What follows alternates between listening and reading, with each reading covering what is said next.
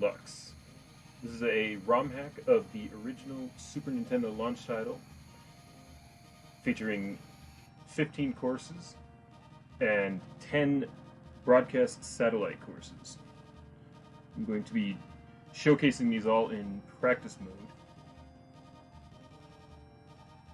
I'm going to be using the Fire Stingray, the fastest machine in the game.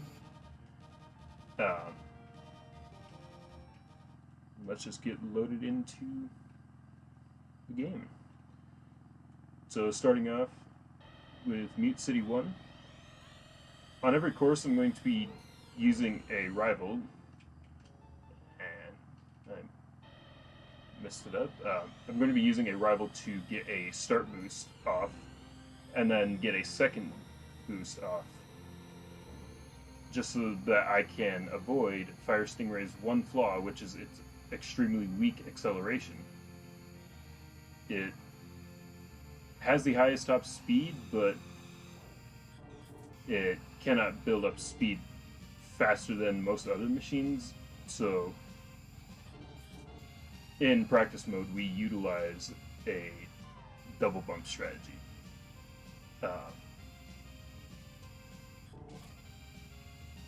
I'm going to try and commentate during most of the run as much as I can. However, this is a very focus-intensive run, so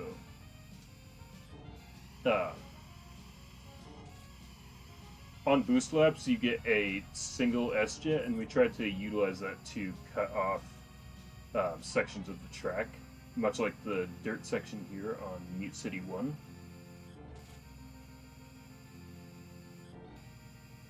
And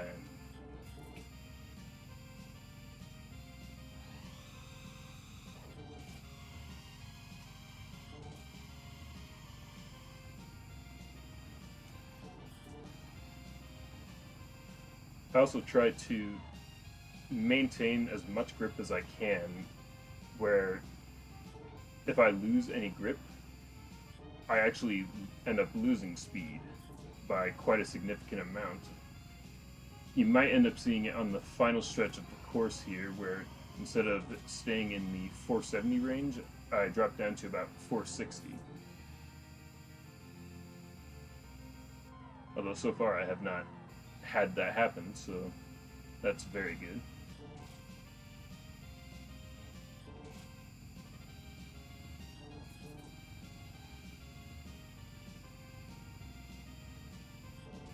One really great thing about Meat City is this course is probably the longest standing record in the game, as it has been held since, I believe, like the early 2010s.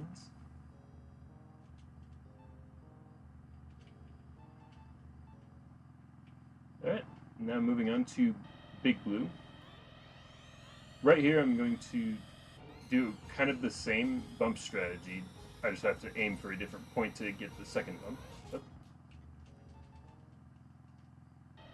I'll also try to reset if I fail these bumps. Give myself enough tries to get it in, but hold myself to about 5 tries before I move on and start just playing the course from what I get. Oh, there we go. I also got it optimal back boost, so I made sure to hit the opposing direction, and I managed to get, instead of a 400 speed off of the second bump, I got about a 435. Which cuts off quite a decent chunk of time and ends up saving a lot in an IL run.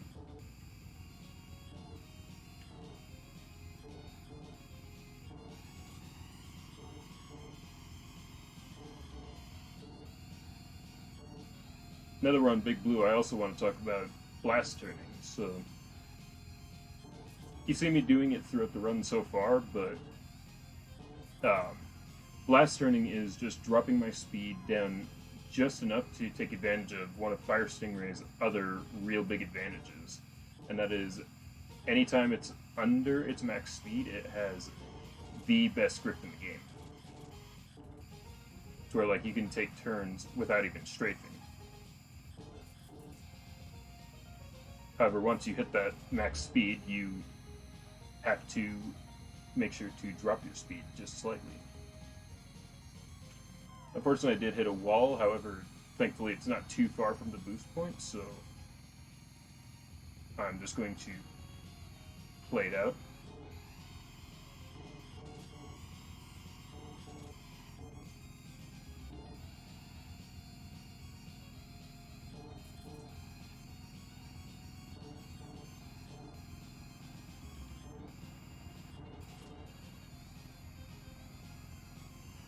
Alright, now on to the final lap.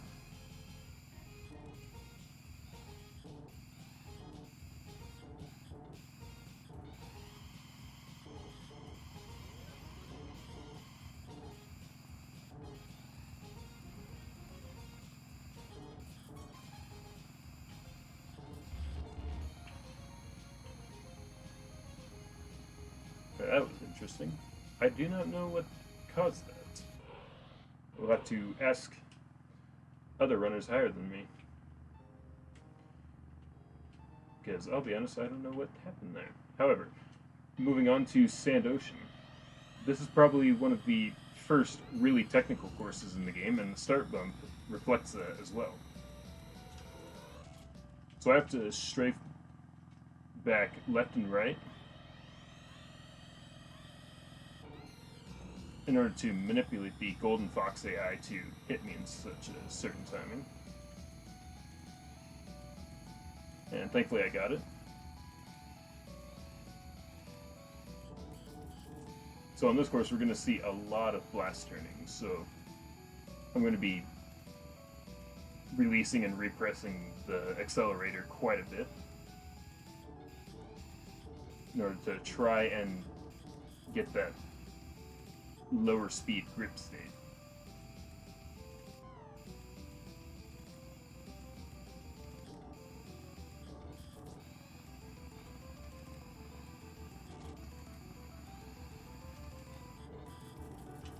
And instead of using the boost to cut a large section of the course through a hazard like dirt, I'm instead going to just use it on the U-turn immediately towards the start of the course.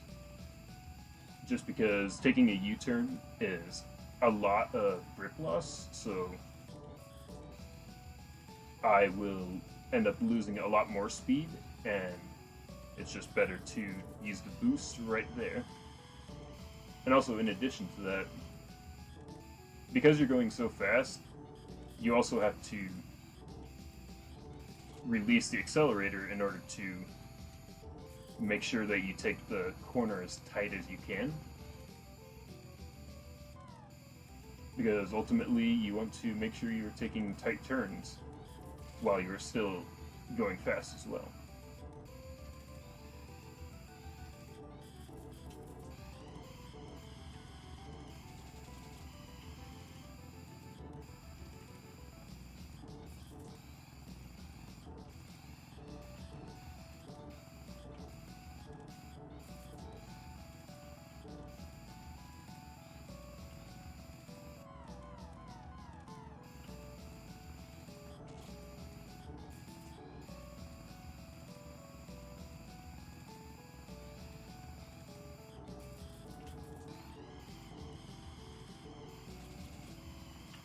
That was a very nice turn.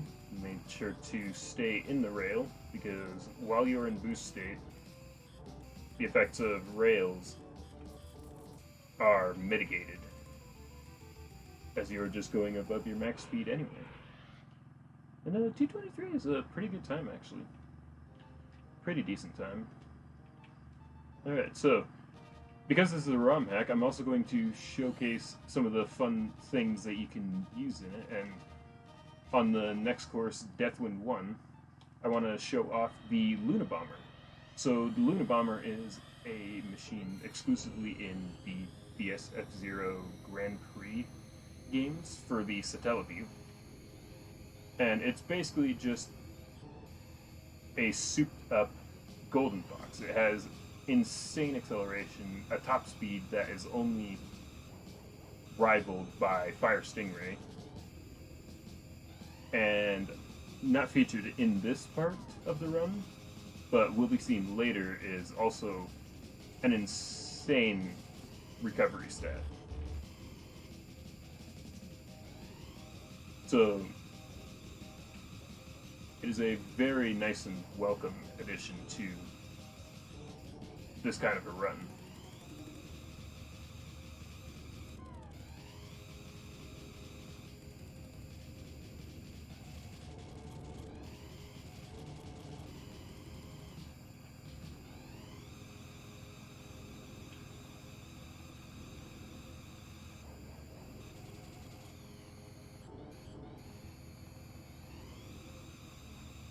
Also forgot to mention, this is the first instance of boost plates, I believe, in the run. Where boost plates will just launch you up to your top speed, and because of the, I believe, the weight stat, the high speed machines will actually stay at that 900 for far longer, where other machines would drop down drastically faster.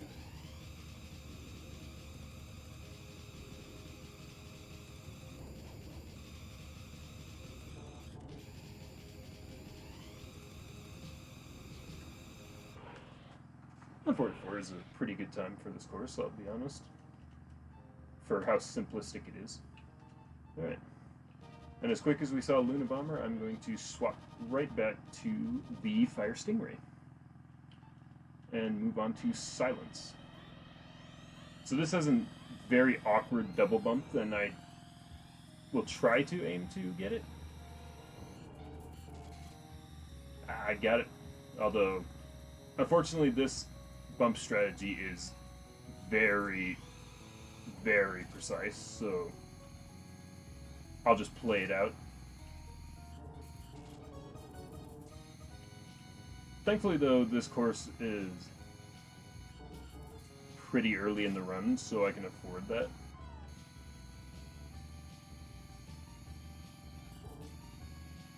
It also gives me a good time to showcase, like, low grip, or the lower speed grip effects.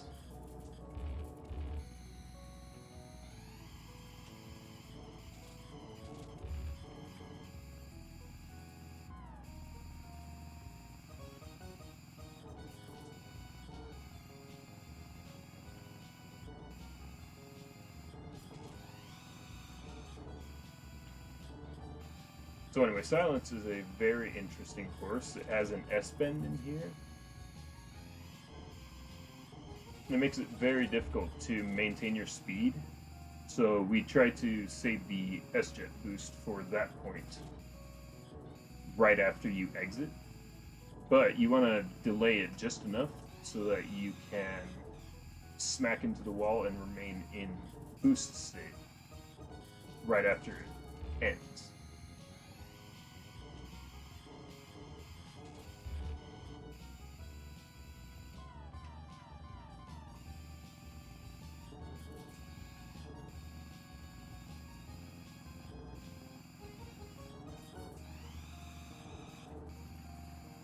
No corner cut. I don't think it's worth it, but it's there. Oh, and I accidentally boosted early. Caused me to lose my flow. But that is the end of the first courses that are officially in practice mode. So now we are on to the GP exclusive courses. So in the original F-Zero, you would not be able to play this course in practice mode, or in fact, probably the majority of courses in the game. They're just inaccessible. It makes it really hard for players to learn and time attack them. So that's where this ROM kind of comes in. It's like a very nice practice mode ROM to try and get players familiar with strategies by allowing them to play them without traffic.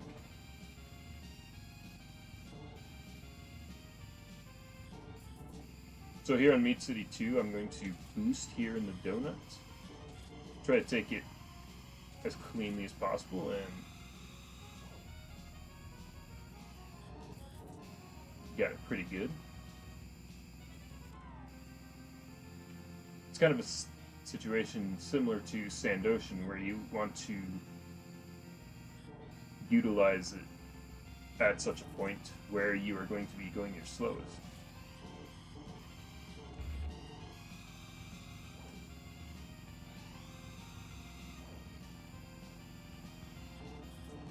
Although, interestingly enough, at the top level, there will be a different boost point, which I honestly won't go for. It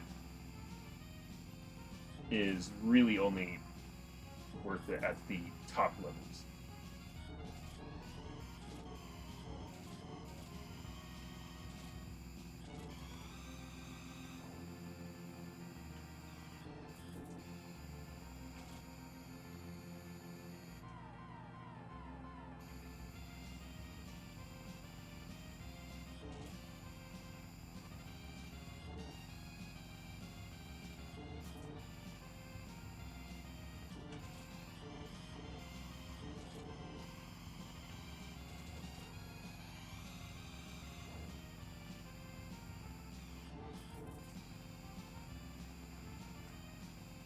Ooh, that's a PB for me on this practice run.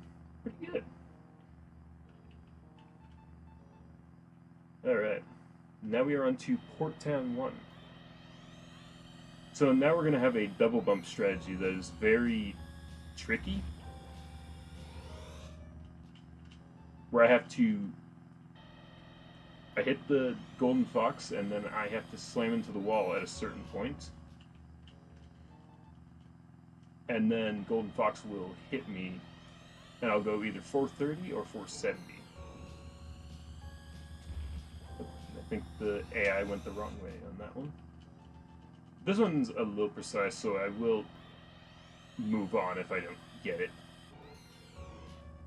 Alright, last try, and then I'll just play the course normally.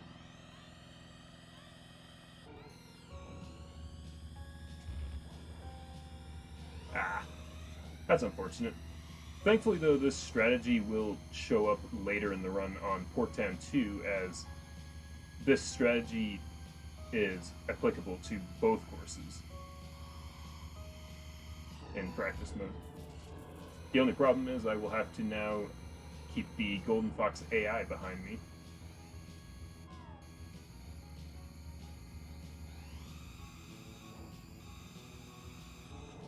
Little cheeky corner cut there. You just want to make sure you have max speed and just strafe out.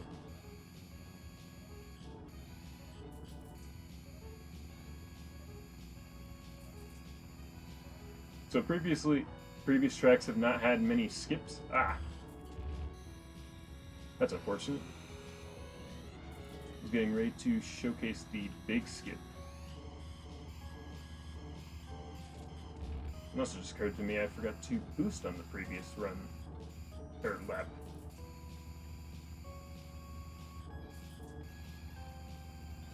That's what happens when you're focused on a skip. Alright, so big high-flying skip to the other side of the track.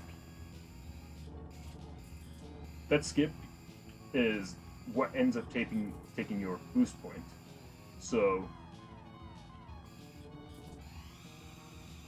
you want to make sure that you save your boost for immediately after.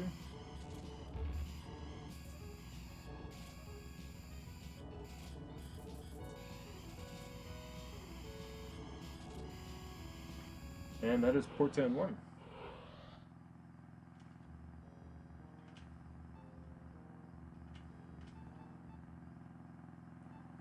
Now moving on to Red Canyon 1. The double bump strategy on here is quite similar to ones we have seen previously on Mute Cities and Big Blue. So I'm just going to take it the same way.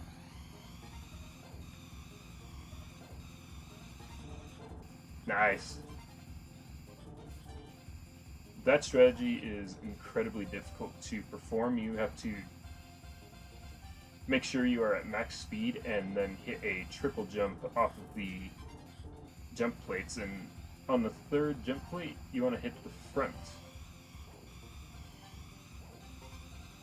Very much a difficult strategy, and I did not expect to hit it here.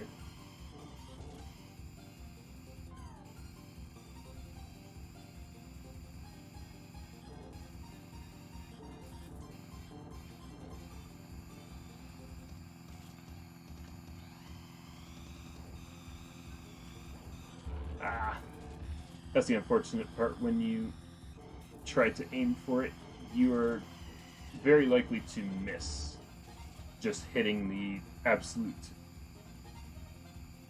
or not even hitting the jump plate. What am I saying?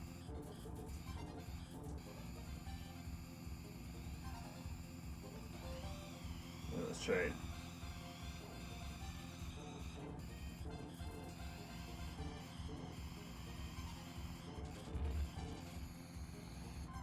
Surprised I've hit it 2 for 2.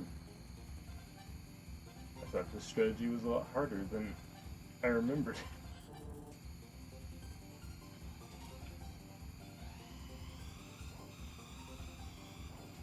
Because ultimately it is a very big risk-reward type of strategy where if you hit the back of the jump plate, you will end up jumping too short to hit the jump.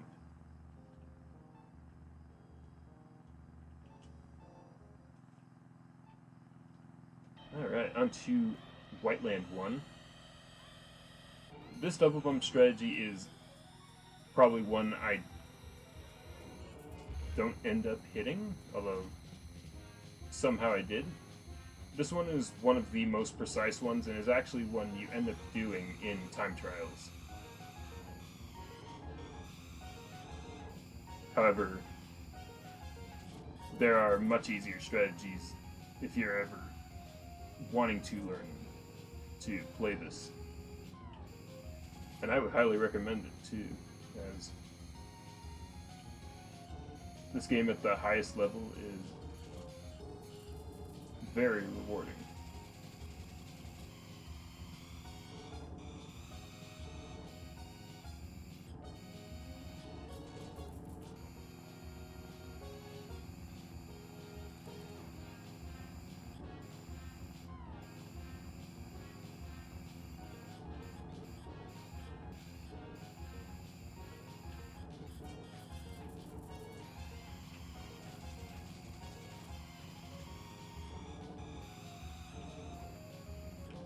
So earlier I talked about blast turning, and interestingly, this is also a technique that works in the air, and you will see me doing it here a little bit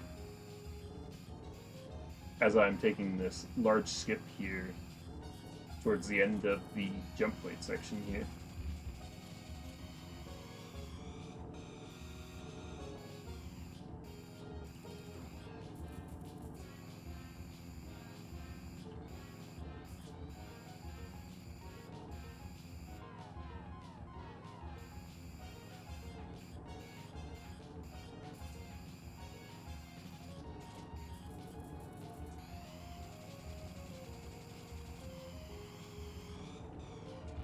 Oh, a little unfortunate there.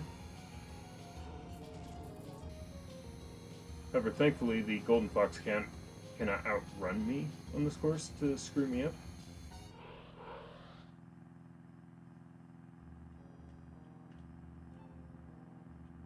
As the AI are very aggressive, and that was Whiteland 1. Whiteland 2 begins actually one of the few courses where I believe this is a unique double bump strategy exclusive to this ROM. I could be misremembering, but I do believe it is exclusive to this. But the AI path did not go the right way, because I bumped off of the Golden Fox Run. Once again.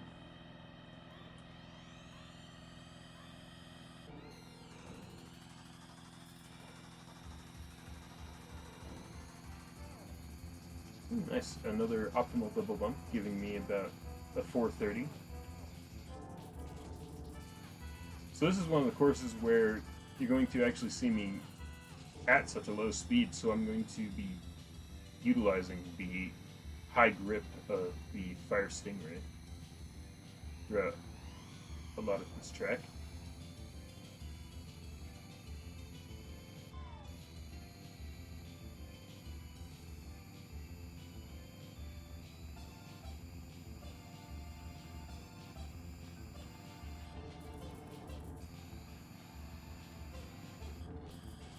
Going to take it low speed through the kind of wall section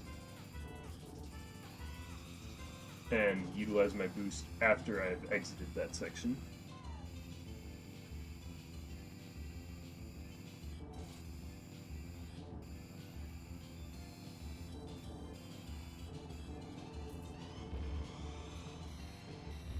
Whoa, I have never seen that happen before. I've ended up losing my grip in such a way that I was not able to regain it.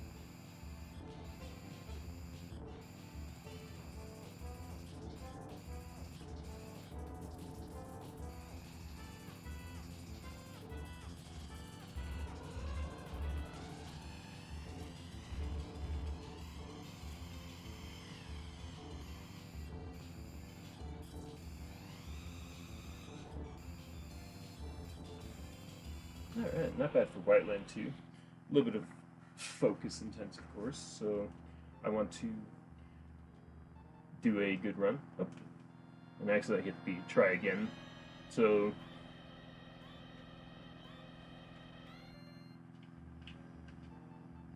interestingly, in Time Attack, we actually will always select change course instead of retrying in order to skip that cutscene. Anyway, on to Mute City 3. This course is quite literally the same strategy as Mute City 1, however I'm going to be also cutting the dirt. Unfortunately I hit a mine, so that messes with my plans a little bit to keep some high speed. In fact, I will just boost right now, as low speed with this is very excruciatingly slow.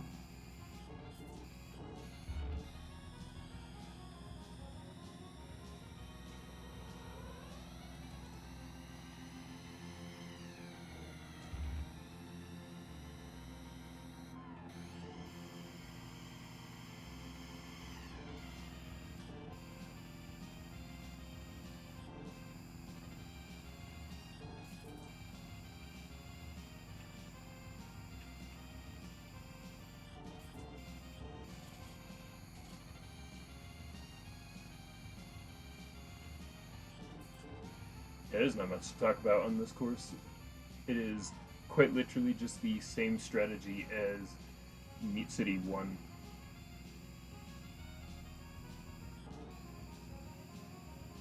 And actually, quite funny, the record holder for this course is the exact same as Meat City 1 and has been held for just about as long.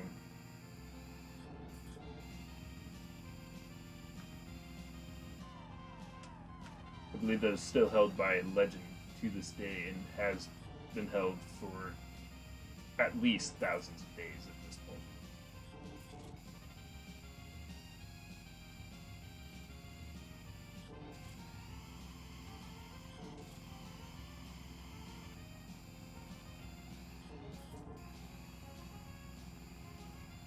Alright, that was a little messy on Meat City 3, but we will move on to one of the ones that is actually, quite honestly, one of the most technical courses in the game. This is Deathwind 2. And this is one of the few cases where going too fast is a real problem.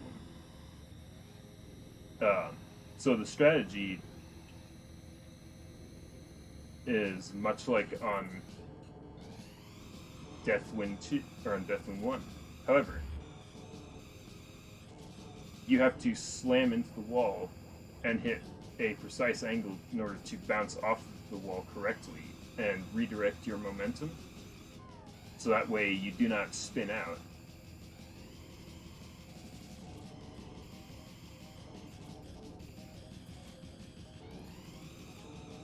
Much like that.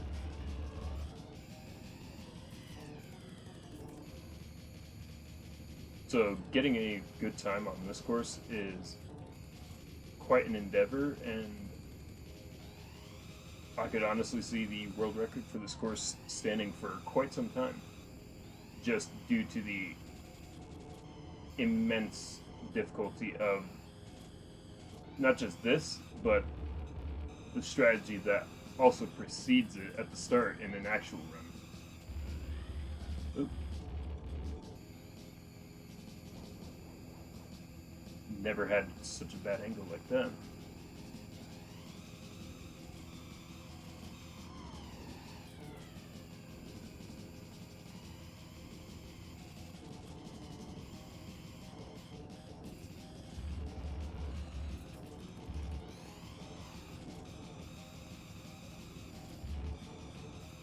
There we go.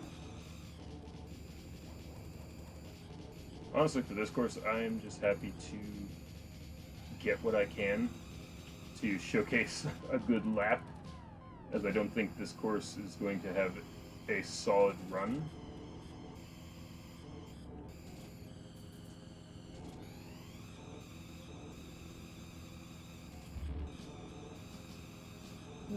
Missed the third boost plate there, but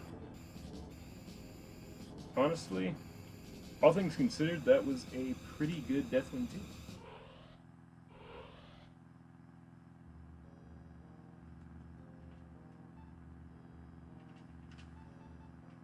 Alright, now time for a chance at redemption on Portan.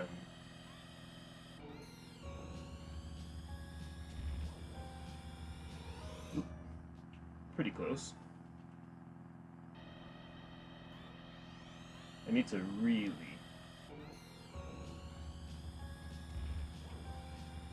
There we go. And I got the 478 bump as well.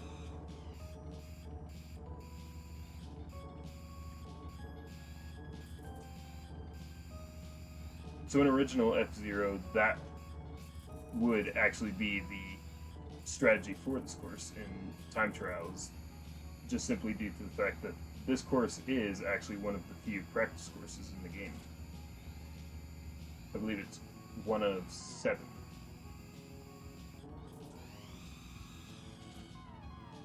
And nailing the jump first try is always good.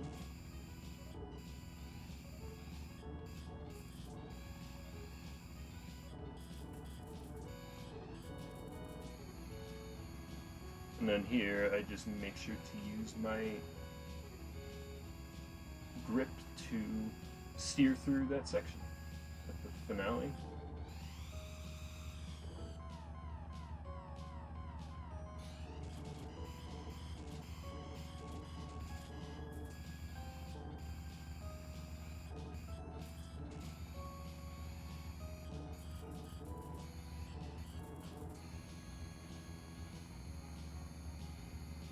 So yeah, a lot of this course is speed maintenance in order to make sure you hit the skip.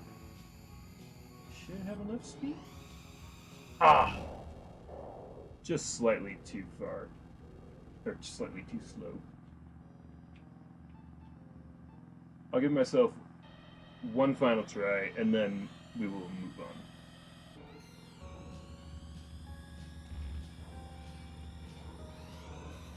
on. Alright.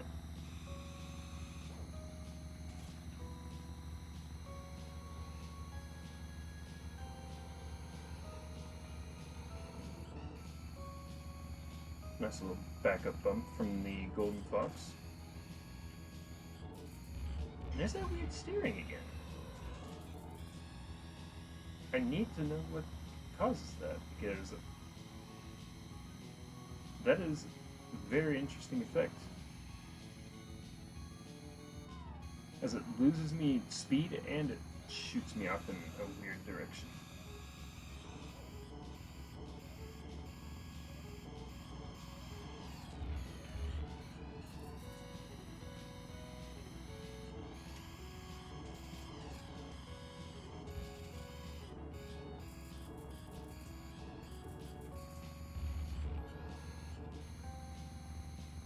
This is probably going to be the move on point for Porktown after I finish.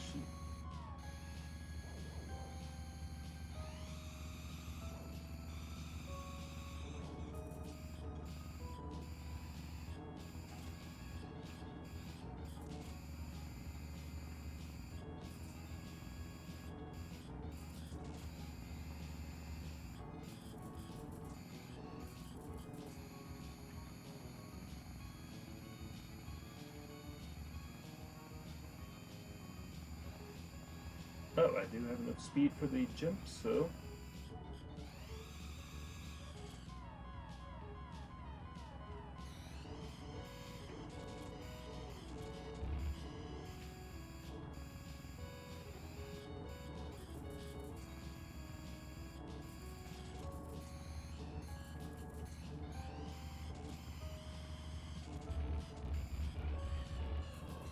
Oof.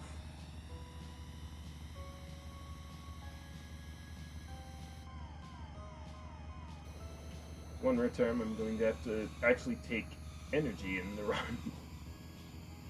As if you are at low energy, you enter power down state and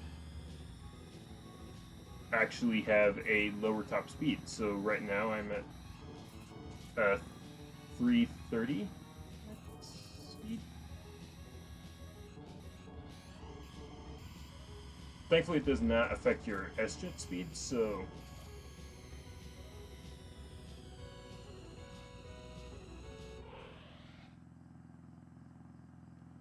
Probably the slowest race to the finish I've ever seen. Anyway, moving on to Red Canyon 2.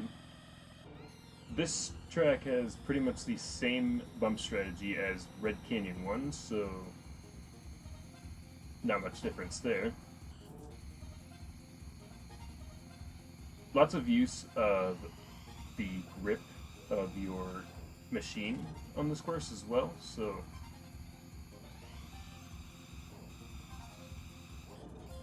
low speed is not the worst thing for this course.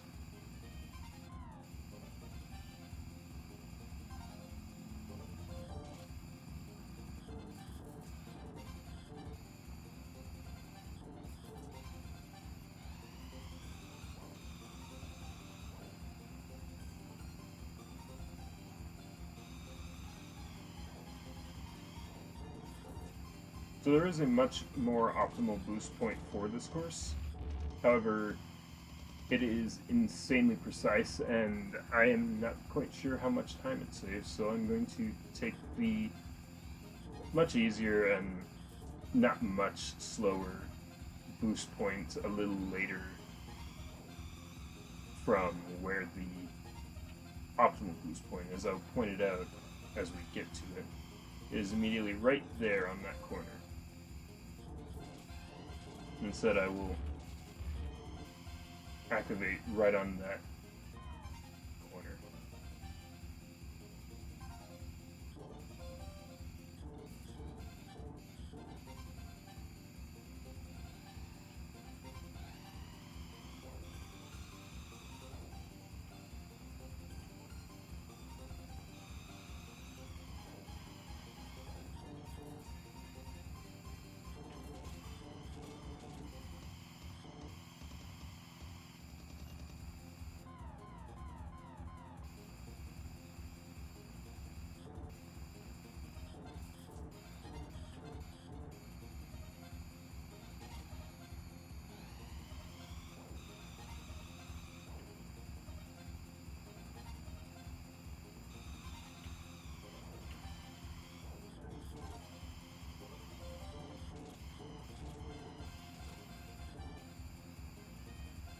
Oh, I actually got it.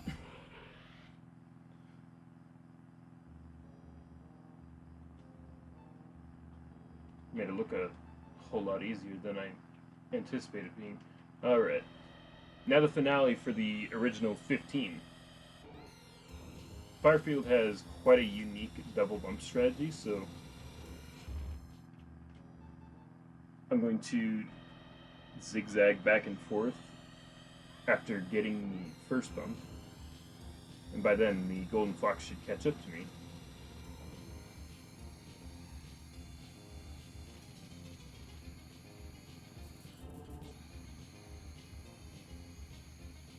Now Red Canyon is another case where walls are going to be the fastest method of taking corners.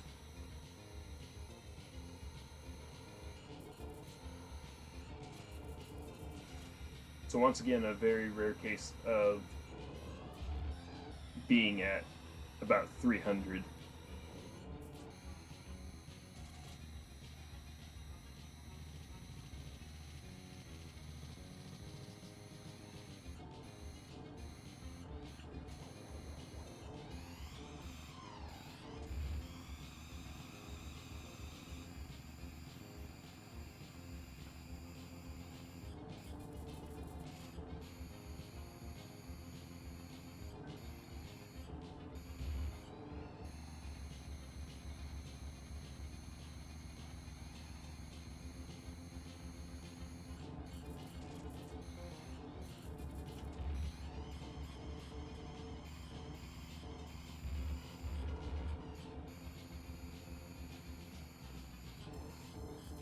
So that boost point here on Firefield is probably the best boost point for the course,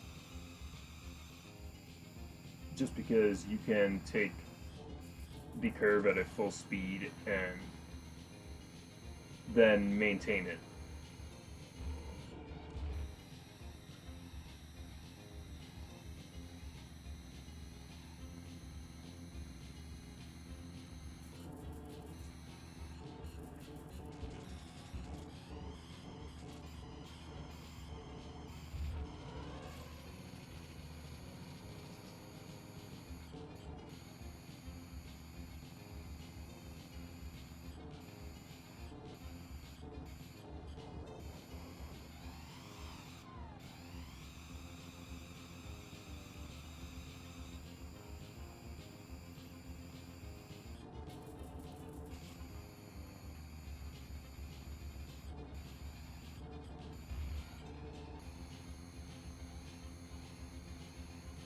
Taking that wall bounce with any amount of speed remaining after you've done it is quite difficult. There's,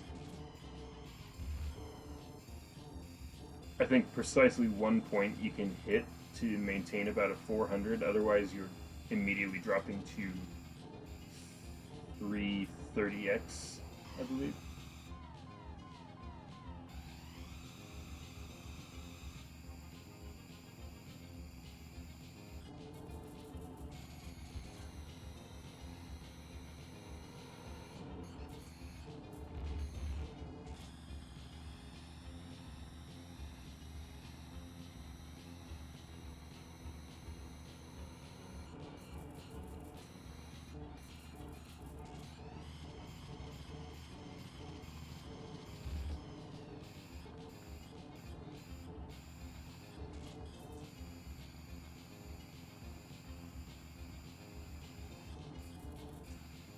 Alright. 324 is not too bad of a run for Firefield. Alright. Now we get to move on to the fun part. So this is the BSF0 section of the run. So 5 of these courses, the Forest and the Metal Fort courses, were previously lost media and were recreated very faithfully by a team of ROM hackers. And now they are playable here. So as a result, there are many unique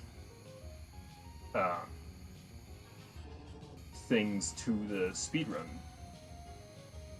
as the AI paths had to be recreated from scratch, or created from scratch rather, in order to try and make them as faithful to what we have as far as footage of these courses. So shout out to the team behind it, Guy Perfect and I believe Power Panda.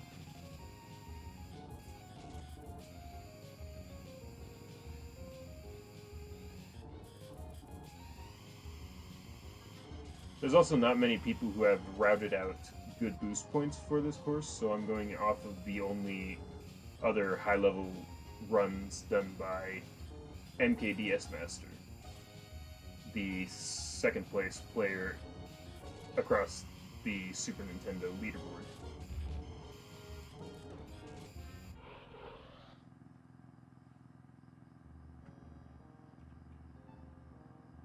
Not too bad for Forest 1. Now we are on to Big Blue 2.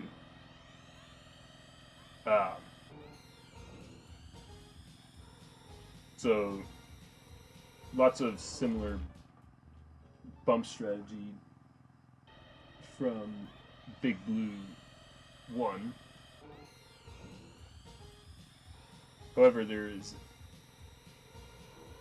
a lot of differences to this course. Oops, I hit try again, so we get to see the cutscene.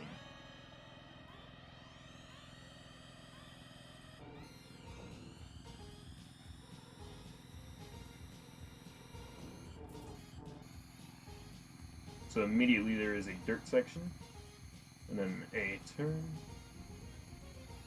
and a couple of jump plates to boost my speed back up to top.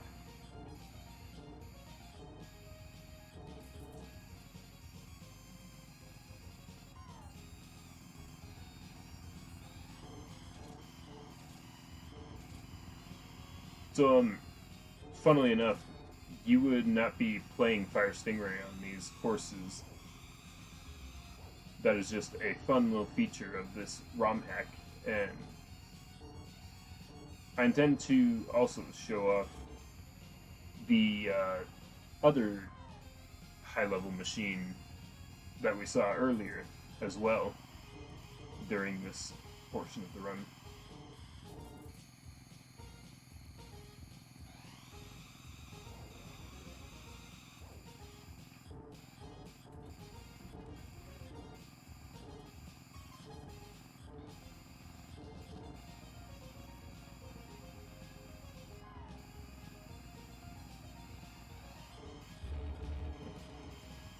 Missed the corner there. It's alright though. End up in boost state to keep the speed up.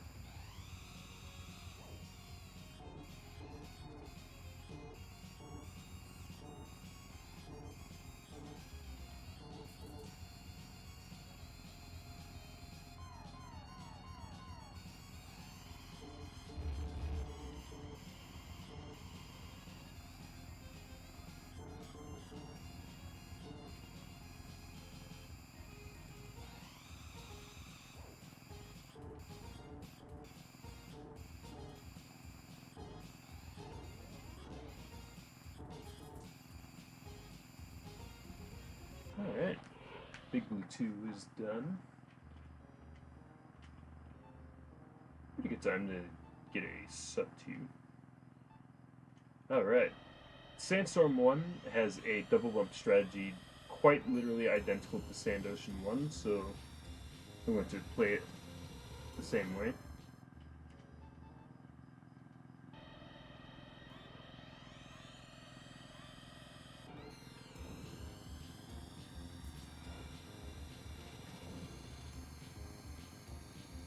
It's also worth noting that the music selections are repeats for these courses as well. And that's simply due to what we had on a practice run for the SF0 Grand Prix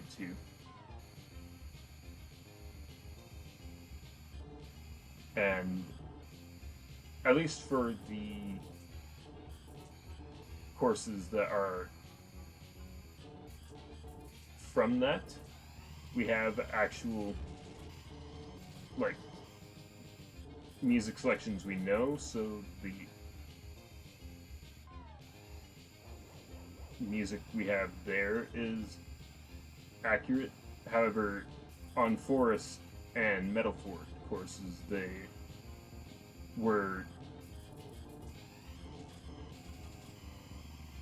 selected with whatever other music was not used in the ROM. Very nice backup from the Golden Fox.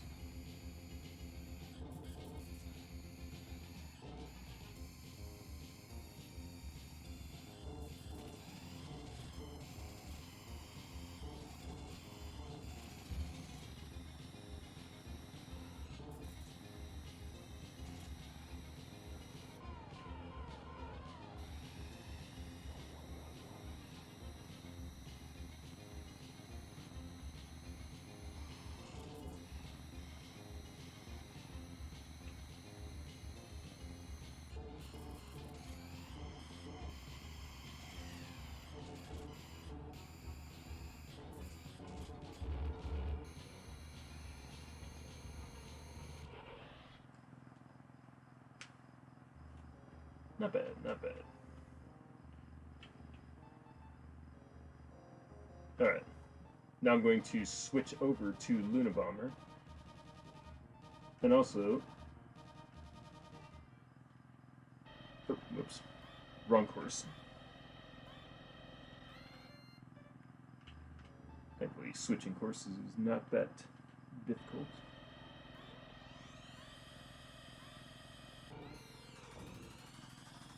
So for a lot of these courses, I'm going to utilize Luna Bomber to mitigate the need to do a very time-consuming double bump with the Fire Stingray and Golden Fox, and instead just opt for the high acceleration of Luna Bomber. And thankfully, Luna Bomber is fast enough anyway, so not too big a difference as compared to Fire Stingray.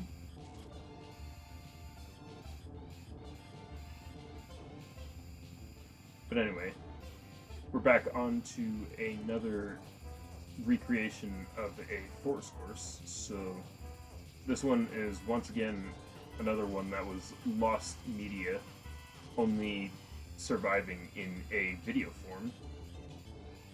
And once again recreated by Guy Perfect and Power Panda. And honestly, it plays very well.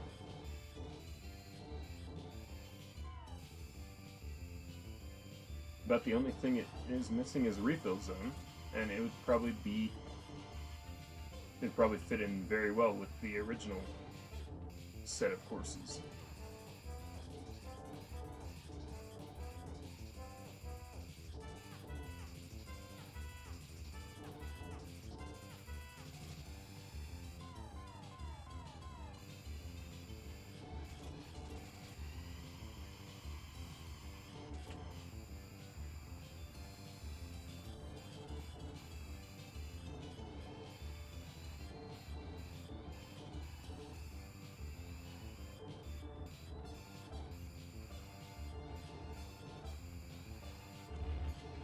Ah, so close to a PB.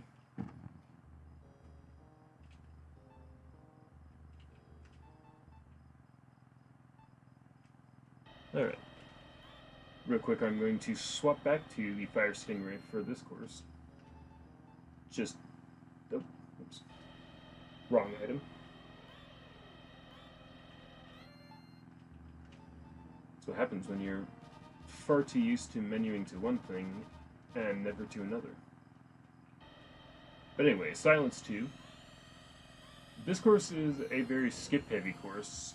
Going to feature a couple of jump plates that will allow me to cut quite a few corners.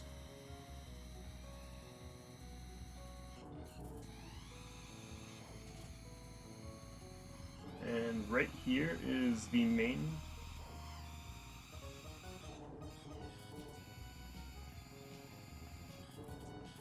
jump plate section. Lost a bit of speed, but honestly, it's pretty fine for this course.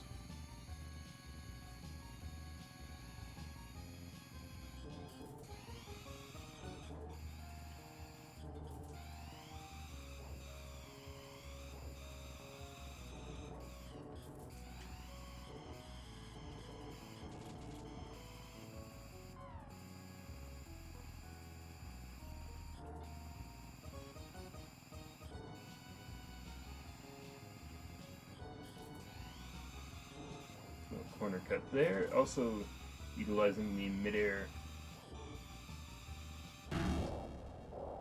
blast tap. And I think I cut that a bit too close, so... Oh, oops.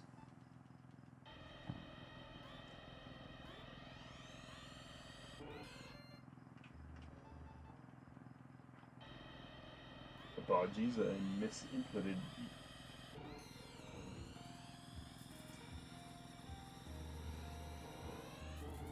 Alright.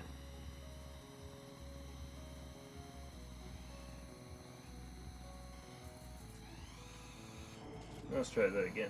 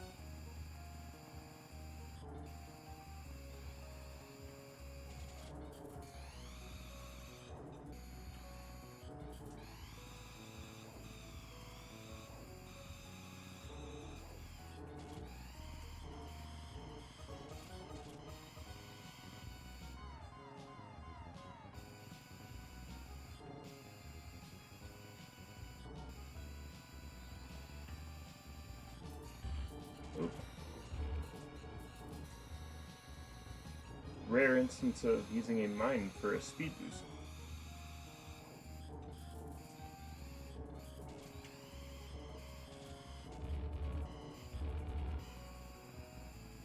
Alright. Pretty alright.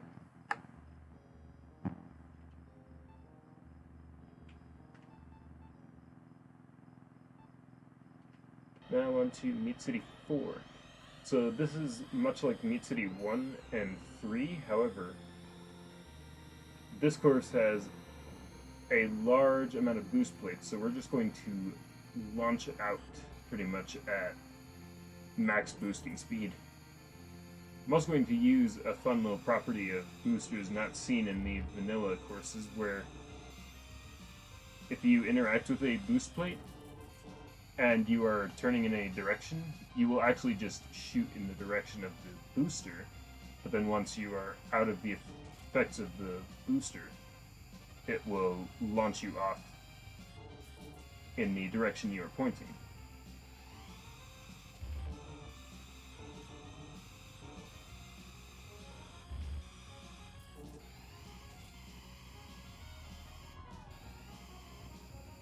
It's not going to be quite as prevalent on this course, however, it will be seen on the final course of the run.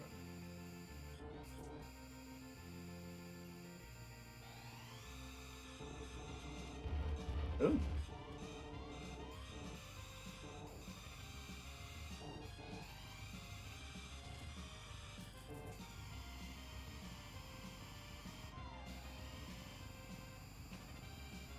Quite a good recovery on that previous lap. I've had that happen before, just due to bad angles off of the wall. However, I don't think I have ever actually successfully managed to get back on the course.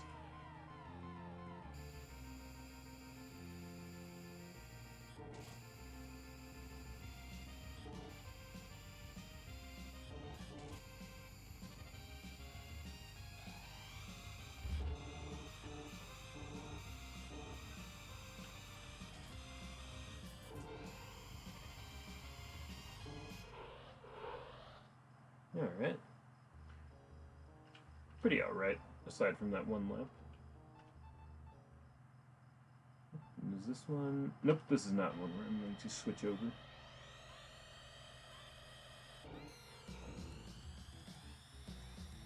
So Force 3 has a double bump strategy much like Firefield, where you just hit the Golden Fox and then swerve back and forth, and then get hit again if Golden Fox will cooperate.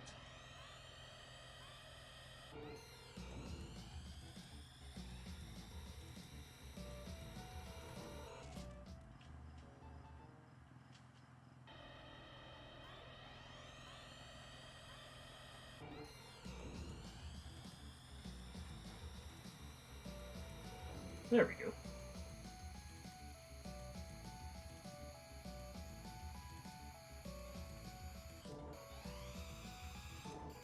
I would pin the bad part on the recreation AI that is featured on this course. However, I would also like to pin it on myself, as it is about 3:20 a.m. here.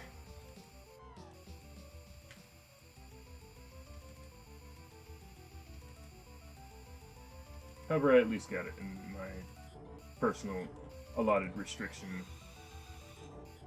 of 5 retries.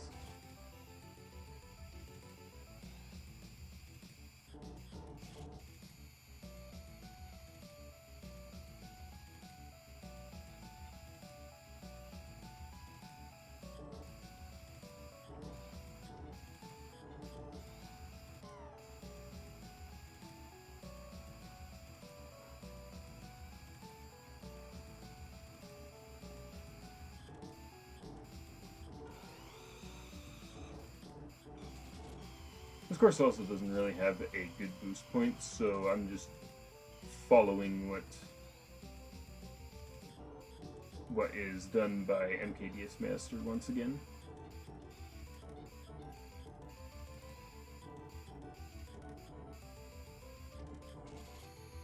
Nope. Lost quite a bit of speed there.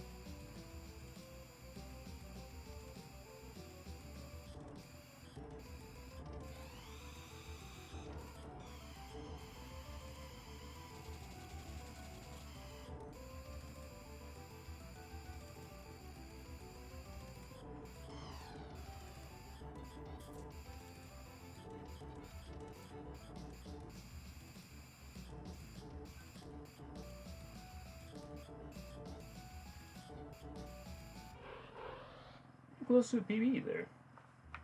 I imagine I probably would have if I hadn't ran into the wall on that one lap. Alright. Final 3 courses I'm going to be playing exclusively Luna Bomber for the rest of. Just due to the fact that the acceleration will pay off a lot more. Now this is a fun course. Sandstorm 2 is essentially Deathwind but with actual wind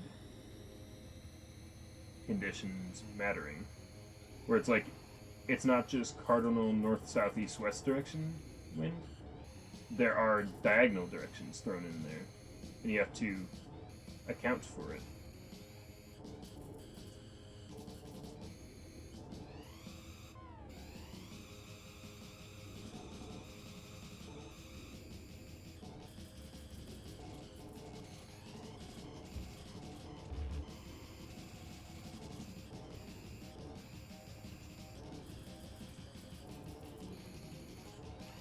Also, true to Deathwind, there is a boot split, so I think I would lump this in as Deathwind 3.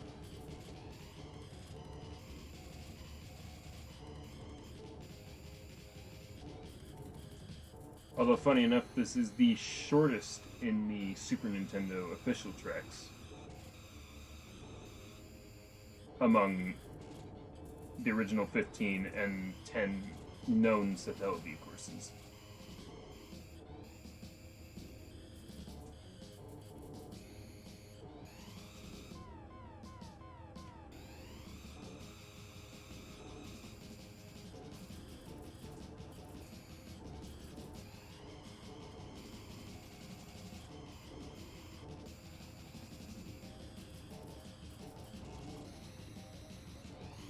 Ooh, pretty close to a PB.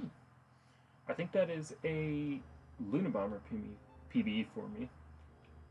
I might have to take on this course in the original BSF-02, as I actually have a cartridge for it. And now, onto the final 2 courses of the game. They're both going to be Metal Fort courses.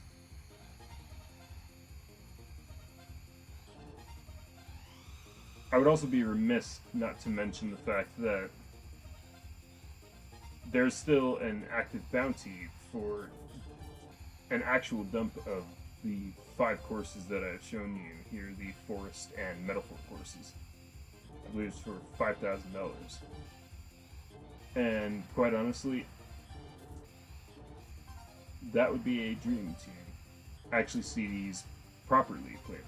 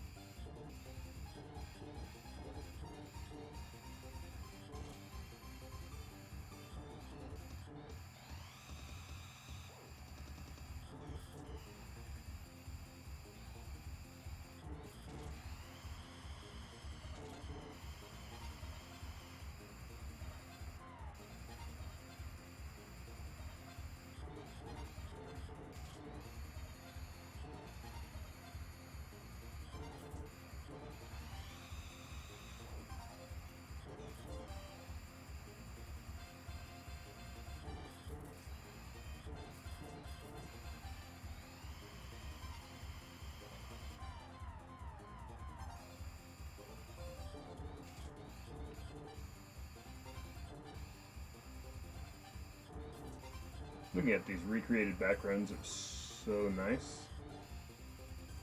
I don't remember exactly how they were made so well.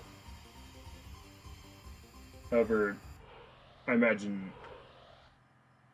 it was very meticulously done. Alright, on to the final course. This is Metal Fort 2. Recent development actually does make Luna Bomber the faster machine for this course, simply due to the fact that double bump for Fire Stingray just takes too long. Nice long boosted jump shortcut on that section.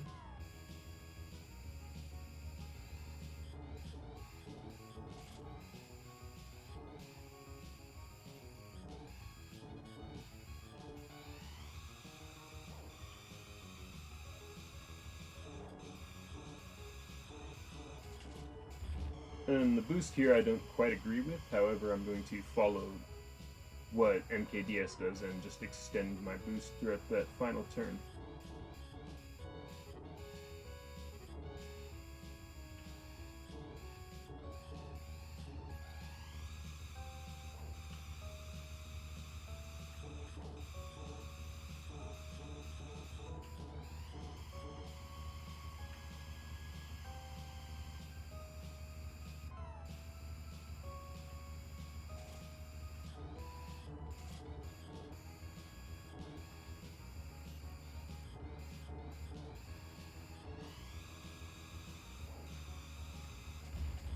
Oh, missed the jump plate, so I'll have to end up taking the boost at this point.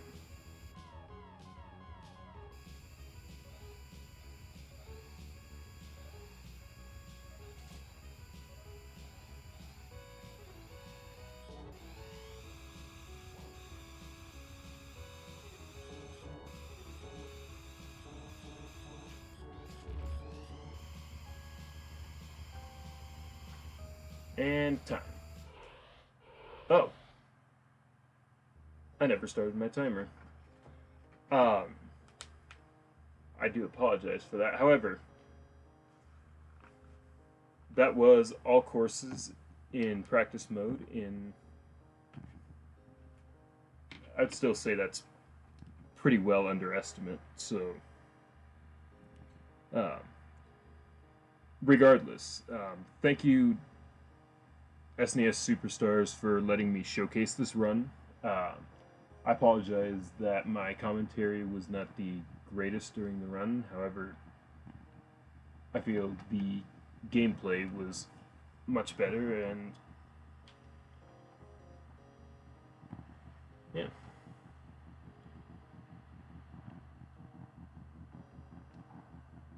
I guess that's it. Thank you so much.